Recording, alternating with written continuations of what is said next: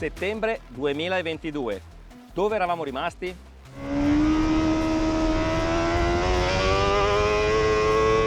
Che motore, mamma mia. Sembra un 600 ma con una potenza incredibile. È un motore particolare perché va fatto girare altissimo. Ti esplode tra le mani, dai 12 ai 15.000 è veramente incredibile.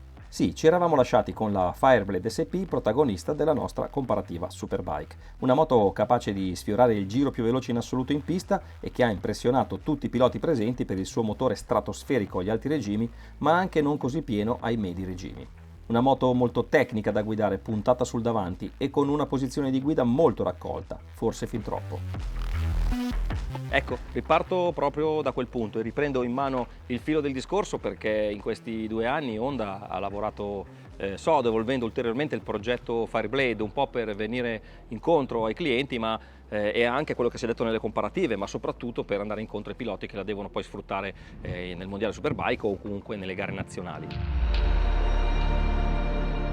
Ecco perché la CBR 1000 RR Fireblade SP nel 2024 si presenta con così tanti aggiornamenti da potersi considerare praticamente una moto nuova, aggiornamenti che forse si vedono poco ma che si sentono tanto quando vai a guidare la moto. Andiamo con ordine. Bielle, pistoni, albero motore, alberi a camme, rapporto di compressione, rapporti di primaria, cambio e finale più corti, nuovi corpi farfallati. Honda ha messo mano in modo importante al suo 4 cilindri da 217 cavalli, interventi che, come potete facilmente intuire, vanno nella direzione di aumentare la coppia messa a terra dal motore. Non a caso i picchi di potenza e coppia arrivano ora 500 giri prima rispetto alla moto precedente.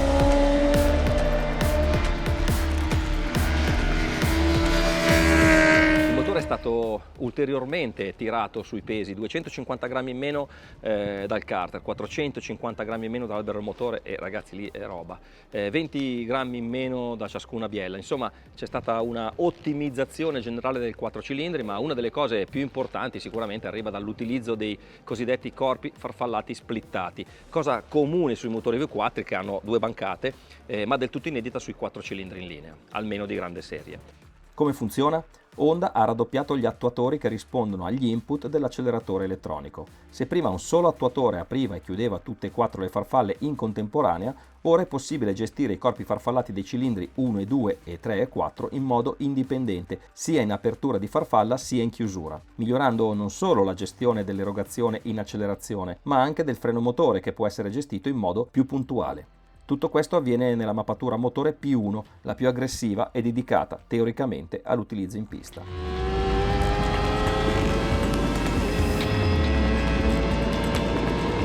Una novità davvero molto importante che si porta dietro ovviamente un adeguamento completo del pacchetto elettronico della Fireblade, che non cambia di fatto nella tecnica, nel numero di parametri che è possibile gestire, ma si è adeguato ovviamente alle nuove caratteristiche del motore, promettendo di essere ancora più preciso negli interventi. Novità importanti anche sul fronte della ciclistica, non solo perché il telaio è stato modificato per renderlo più flessibile e quindi migliorare maneggevolezza e percezione del grip. Il telaio, grazie a questi interventi, pesa anche quasi 1 kg in meno del precedente e ulteriori 140 grammi sono stati risparmiati utilizzando viti corte invece che perni passanti per i supporti del motore. Siamo al maniacale. La nuova Fireblade porta al debutto anche le nuove sospensioni Öhlins Smart EC 3.0. Cosa cambia? Beh, ora sia forcella sia monoammortizzatore utilizzano la tecnologia SPV con valvole a spillo che sono più precise e veloci nel cambiare l'assetto. La forcella ha escursione da 125 mm, come vuole la tendenza attuale, per dare più margine di escursione e offrire un miglior feeling nelle situazioni al limite, quando la forcella lavora quasi a pacco.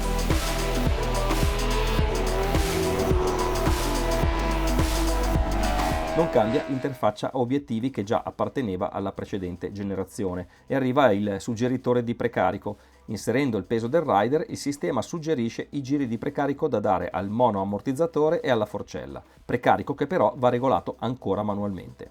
Potevano lasciare i freni come erano? Certo che no, infatti arrivano le nuove pinze Brembo Stilema R a frenare dischi da 330 mm con pompa che sull'SP è anch'essa Brembo radiale. I tubi dei freni però restano in gomma. Altre novità? Sì, la posizione di guida è stata modificata, i semimanubri sono più alti di 19 mm e più vicini al pilota di 23, le pedane sono più basse di 16 mm, insomma si è un po' più ruotati all'indietro e un po' meno costretti in sella di prima. E cambia anche la carenatura con nuove ali che lasciano inalterata la deportanza ma migliorano la penetrazione aerodinamica e la maneggevolezza della moto. Ci hanno lavorato? Beh sì, ci hanno lavorato e non poco. E adesso andiamo a vedere come va. Ok, in sella alla nuova CBR 1000 RRR Fireblade. Prima cosa, perché c'è la chiave di lato? Per lasciare spazio al condotto dell'airbox e quindi avere un condotto dell'airbox più largo. Sappiamo che non è il massimo della comodità, però Honda sostiene che sia questa cosa qua. Strumentazione come quella che noi già conosciamo, a sinistra trovate tutti i parametri che servono per gestire potenza, controllo di trazione, anti-wheelie, freno motore e sospensioni semi-attive. Qui si può intervenire all'interno dei vari parametri direttamente tenendo premuto il joystick qua a lungo, oppure si possono cambiare semplicemente i ride mode o cambiare i vari menu. Tenendo premuto a lungo verso sinistra si entra nella configurazione della moto e qui c'è da divertirsi. Ride mode, ovviamente tenendo a destra e poi ancora a destra si entra nei vari ride mode che possono essere personalizzati. Qui abbiamo anche ride mode user, come voi sapete, qui torque control, VD control, eccetera eccetera. Invece la cosa interessante, la novità, è la preload guide.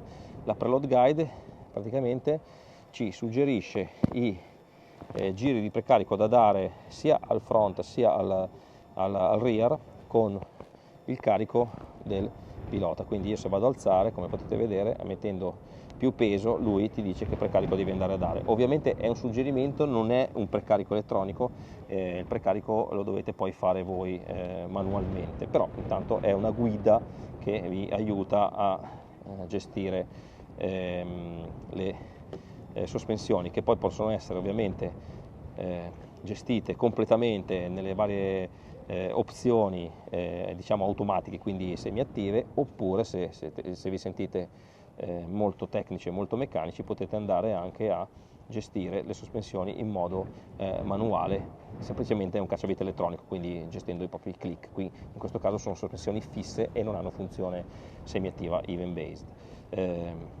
Quick shifter si può attivare, si può modificare la rigidezza dell'ammortizzatore di sterzo, e la novità è appunto anche l'ABS che, come potete vedere, ha 3 livelli e che sono diversi dai livelli della vecchia Fireblade: lo standard, il track e il race. Il race è un livello ancora più elevato rispetto al vecchio ABS. Davvero qui c'è da perdersi ore a studiare il cruscotto, più o meno sono le formazioni basilari che sono quelle necessarie per gestire la Honda. Mi sembra di più o meno aver approfondito tutto, adesso andiamo a provarla. CBR 1000 RR -R Fireblade. Let's go! Adesso cercherò di farvi capire i corpi farfallati splittati. Cosa succede quando si sta col gas dal 0 al 40%? La Honda ha 2 servomotori che aprono le farfalle dei cilindri 1 e 2 e 3 e 4 in modo separato, e quando si è in curva praticamente la moto funziona quasi come un bicilindrico. È una soluzione che è stata usata in Superbike, io l'ho provata sulla moto ufficiale di Ray per esempio, e anche sulla BMW Goldback, ma è mai usata sulle moto 4 cilindri in linea di serie. I V4 ce l'hanno naturalmente perché le bancate se le hanno separate di nascita.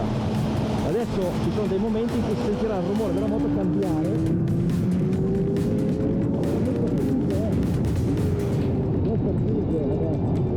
È cambiato molto l'erogazione, rapporti più corti, trazione in mezzo che prima onestamente non c'era. Pista complicata, mezza asciutta, mezza bagnata, abbiamo le rail,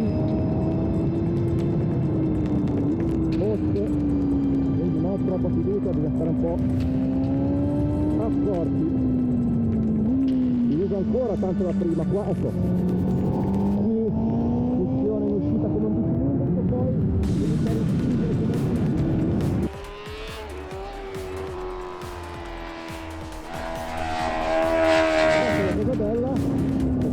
quando non hai la marcia giusta, quindi qua cerco di scendere in seconda ma non così in terza, e vedere la marcia in più.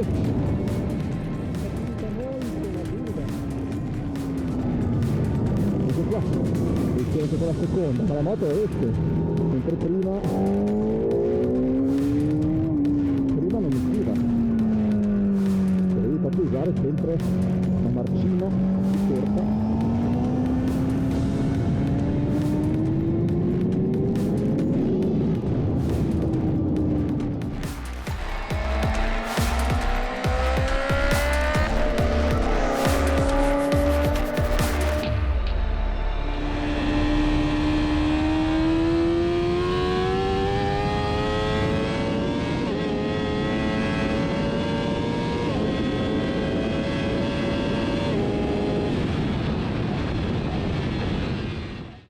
Bene, ma non benissimo, ecco, diciamola così, la giornata è stata molto complicata, tutto il giorno pioggia, vento, poi sole, pista che asciuga, pista che si bagna, pista che è sempre in condizioni critiche, abbiamo girato sempre con le rain, per cui ragazzi prendete un po' col beneficio di inventario tutte le cose che vi dirò, però c'è molto da dire, peccato perché sta moto veramente...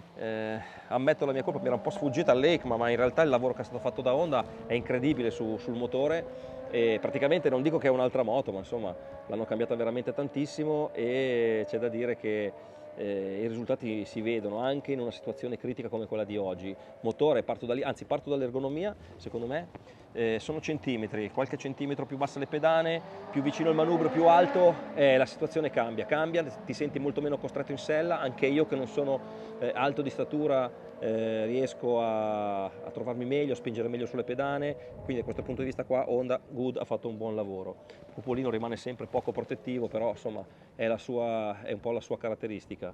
Il motore è il punto forte di tutta la moto, non ha perso prestazioni, spinge ancora veramente come un ossesso, credo che abbia un po' degli alti regimi, un filo meno convinti rispetto a prima, però è perché il sotto ha guadagnato tantissimo, non devi più aspettare i 9000 giri perché ti tiri fuori dalle curve, tira fuori molto prima, tutto il lavoro che è stato fatto tra rapportatura accorciata, hanno accorciato primaria, rapporti del cambio e finali, quindi hanno accorciato praticamente tutto, albero motore più leggero, bielle più leggere e soprattutto i corpi farfallati splittati ha cambiato completamente il carattere del 4 cilindri Honda, che adesso ha una bella schiena, non dico una schiena top tra i 4 cilindri sul mercato, questo sarebbe bello fare una comparativa per capire veramente se è così, ma sicuramente un tiro ai medi che prima se lo poteva solo sognare. Quindi adesso ti consente di essere un po' meno tecnico nella guida, la devi aspettare un po' meno,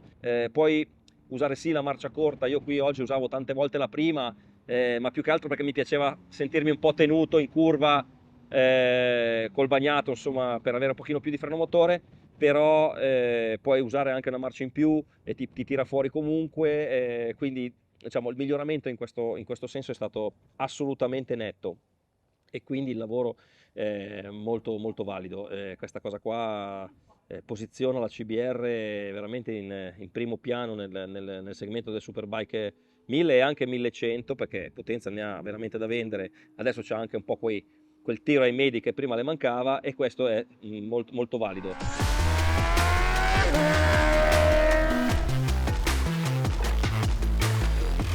Gestione del gas super bella, i corpi farfallati splittati veramente validi, è una soluzione tecnica molto valida che io avevo già potuto provare sulle moto ufficiali del mondiale Superbike, sulla Kawasaki di Johnny Ray per esempio o sulla BMW Goldbet, poi è stato vietato il Superbike, se non l'avevi di serie non lo potevi usare, adesso Honda l'ha portato su una moto di serie.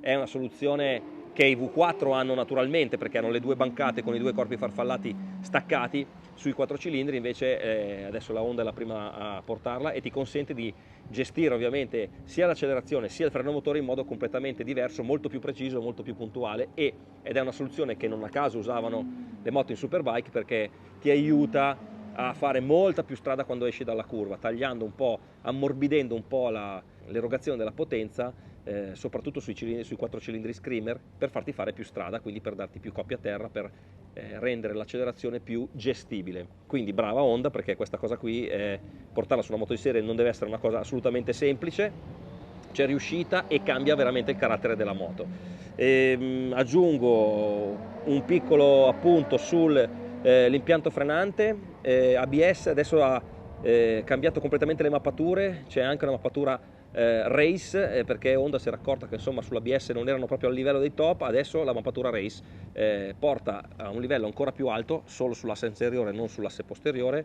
quindi disattiva l'ABS sull'asse posteriore e funziona solo sull'asse anteriore, e porta a un livello più alto l'ABS. Oggi abbiamo usato comunque l'ABS track, non il race, e devo dire che col bagnato, con le rain, nessun tipo di problema, quindi davvero ottimo lavoro. Pianto frenante niente da dire, le Stilema R funzionano molto bene. Sospensioni, difficile giudicare il passo avanti, sicuramente ormai siamo talmente su sospensioni di alto livello che le variazioni sono poco percepibili in una prova soprattutto come questa di oggi, che è stata abbastanza condizionata dal meteo. Però devo dire, ho trovato sospensioni che per essere sospensioni di serie sul bagnato hanno una sensibilità e una capacità di partire davvero ottima. Feeling sul davanti mi è piaciuto molto, sentivo molto bene.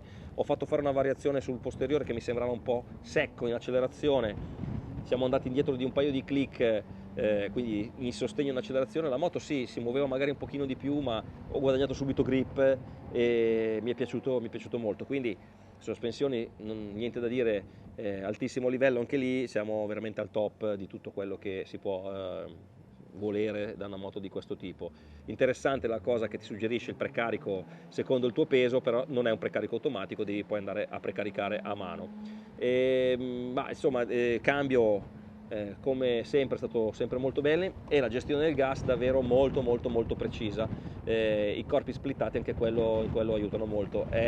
Non era super raffinata nella precedente Fireblade, qui ha fatto un passo avanti. Su una cosa mi sento di invece sospendere un attimo il giudizio. Controlli di trazione mi è sembrato super buono. Oggi non ho mai ricevuto dei feedback negativi dal controllo di trazione, e l'anti-wheelie invece mi sembra ancora un filo, un gradino appena sotto ai migliori anti-wheelie che ho provato, perché tende ancora un po' a far rimbalzare la moto, quindi te la porta giù ma poi te la fa ripartire un po'.